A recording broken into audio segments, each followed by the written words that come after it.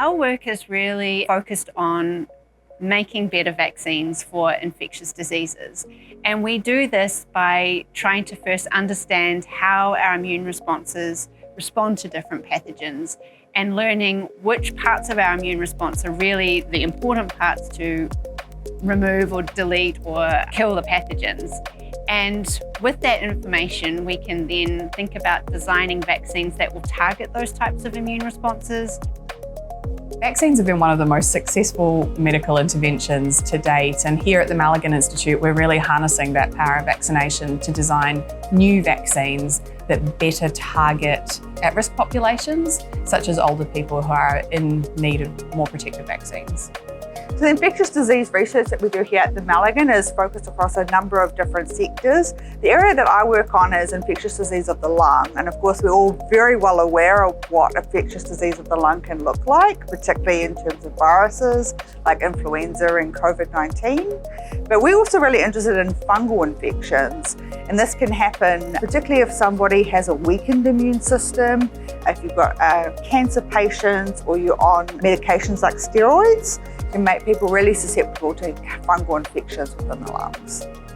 This work is really important because we still need vaccines for many infectious diseases. There are other pathogens like tuberculosis or HIV that we don't have any vaccines for that are effective.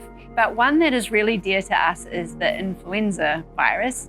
And we have vaccines, but you need to update the vaccine every year.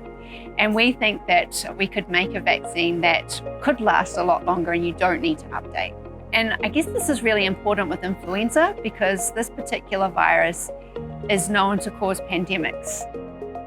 Pandemic preparedness is a really important issue worldwide, and here at Malaghan we're really investing in vaccine technology and understanding how the immune system responds to infection to really allow us to be better prepared with new tools if and when the next pandemic arises.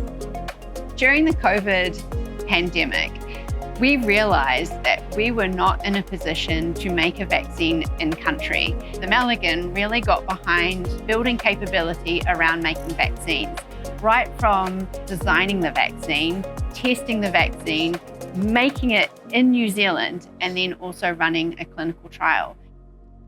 RNA technology is a game changer for vaccinologists. And the reason for that is that we are now able to design vaccines specifically to trigger and target particular parts of our immune system. Not only are we able to make these really refined vaccines that are giving us the exact immune response that we need, they also provide tools that allow us to more easily study the immune response to vaccines.